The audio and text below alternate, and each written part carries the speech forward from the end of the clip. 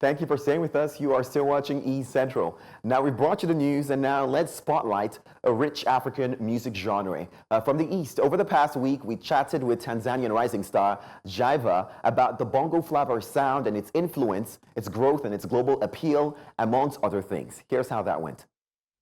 African music is doing unprecedentedly well over the globe now, with people like Angelique Kidjo, Thames, and even Tyler making submissions for Grammy entries this year. I mean, of course, Grammys are not the yardstick for good music from Africa, but it's an indication that something good is happening. Well, that's not all the music you get to hear from Africa. Today, I'll be spotlighting an artist that comes from Tanzania, and you don't get to hear a lot of music from that region. So it's my pleasure to be bringing you the one and only Jaivah.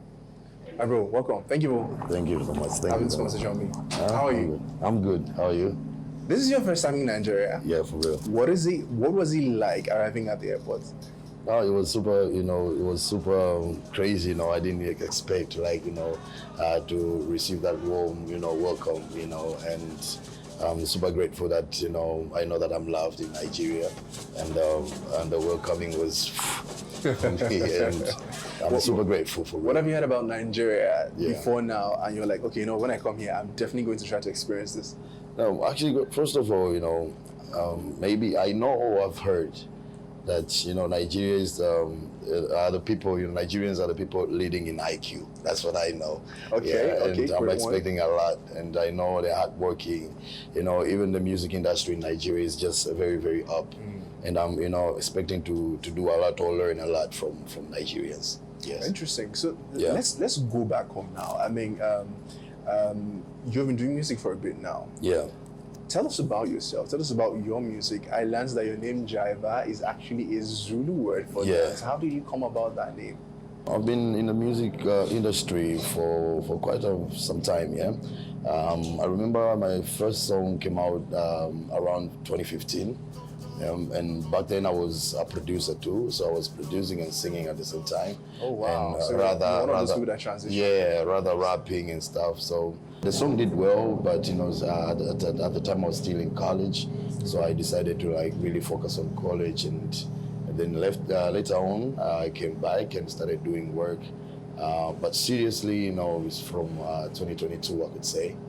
Yeah, 2022, 2023, and that's when I started releasing some, bangers, and people are rocking with it. And even my name, I got it around 2015 from the first track.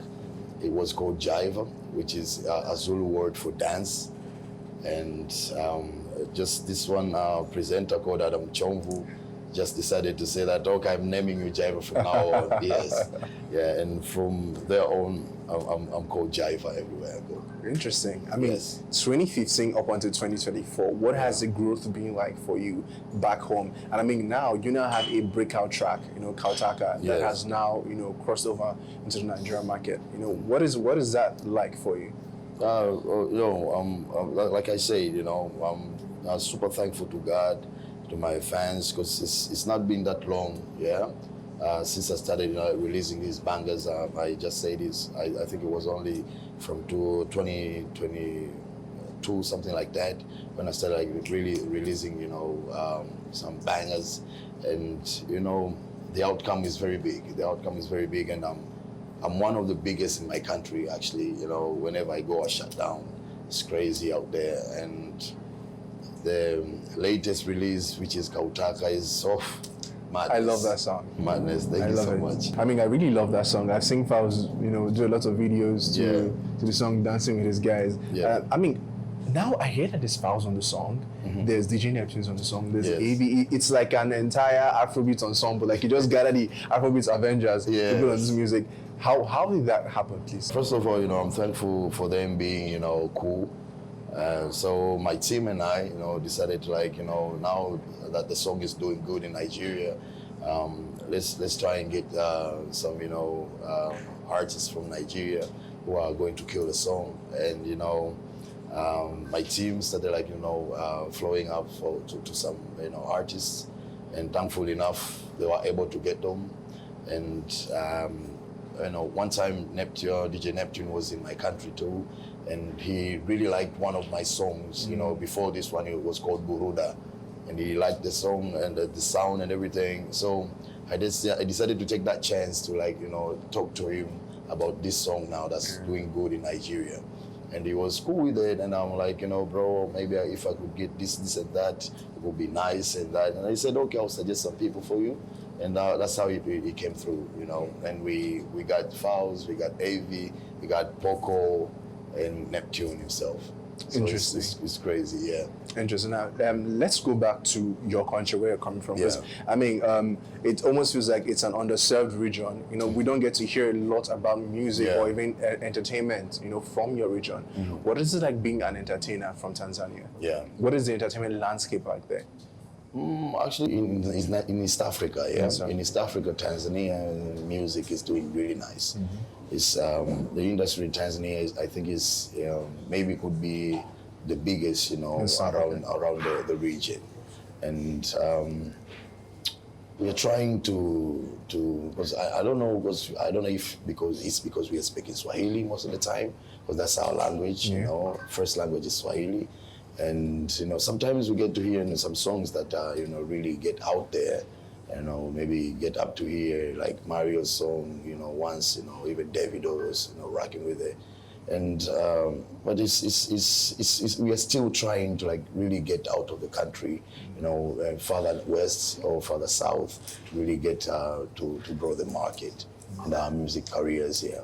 Are there unique peculiarities with your market at the moment? I mean, so how say South Africa now, there's Amapiano. It's the unique sound, or it's a sound that blew out of South Africa, and I think it has become global, even with people like Davido, jumping on it and expanding their sound. Yeah. So like with your region and the music that is out of there.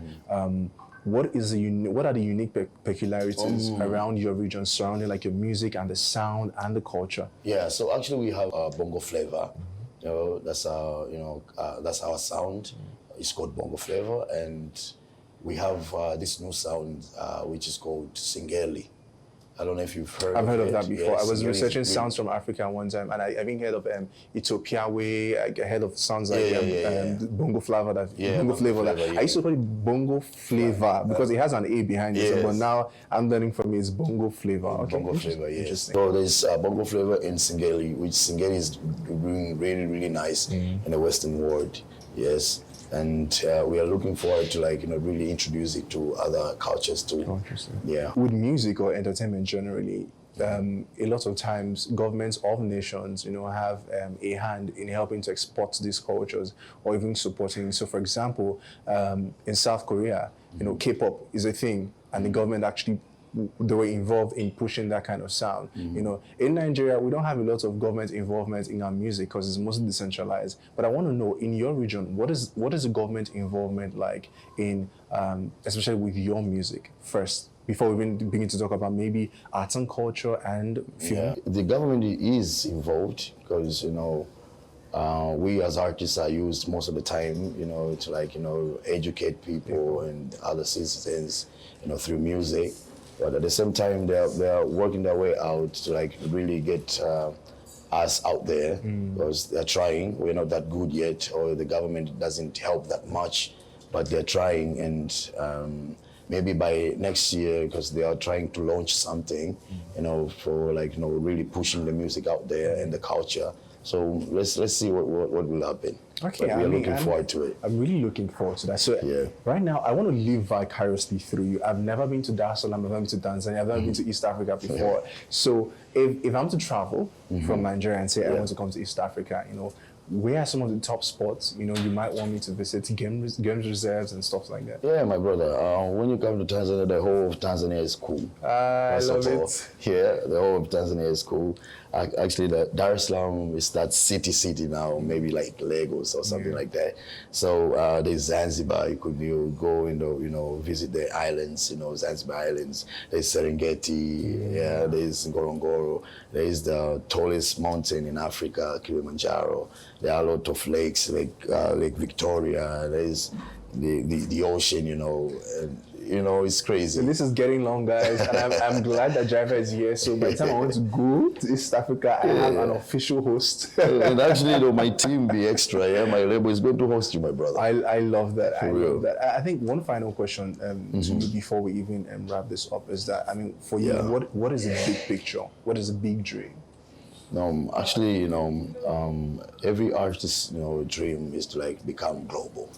And that's one of my dreams too. I really need to become global and be able to express or introduce my culture as a Tanzanian, but my African culture to the world. That's my biggest dream. Yes. You know what? And I think that is one of the things that music affords us. It affords us the opportunity to export our cultures. Because now look at African music. People are paying attention to our music. Tyler, when she's receiving her award just a few months ago, she made it known that look, it's a good time to be African. African music can also be pop. Yeah. So I'm glad that people like you, your music is now cutting across. Even getting to Nigeria in the first place is a big step. Yeah, it's a big step. It's going to move beyond here and across regions. But one final thing again before I let you go is you spoke about culture, right?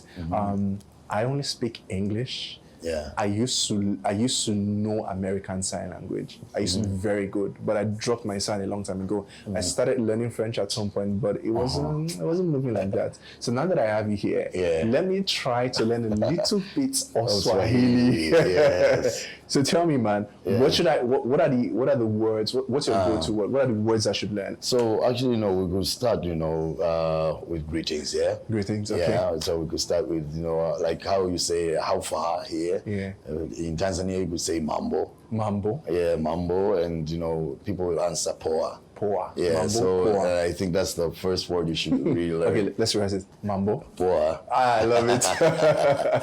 Yes. Thank you so much. So I think I've learned one word for you. I would just take my time to, in the course of, learning or exploring African culture, and pick up a few more words to add to And what word are you giving me, brother? What word am I giving you? Yes. What word do you want to learn? Like, you want to learn a word from my native language, or you want to learn from maybe Nigerian Pidgin? No, it could be from your mother tongue, or it could be from Pidgin. Let's do one of each. From my mother tongue, let's say my mother tongue, good morning. Yes. It's called Okenya. Okay. Okenya. So I speak Ogoni. It's a minority tribe from the riverine area, down south, southern Nigeria. So Okenya. Okay. Yes, that's good. So what do I answer if someone tells me okay? Okenya. Okay. Okay. So let's do the Nigerian Pidgin one. Are you ready? Yes. What do you want to hear? Anything. Anything. Yes. Let's do this. They go. They go. They go. What do you think they go means? It went. Start living. Start going. Oh. You see, I got you. Oh, yeah, they go. Thank you so much. On that note, we end this interview as he is about to go.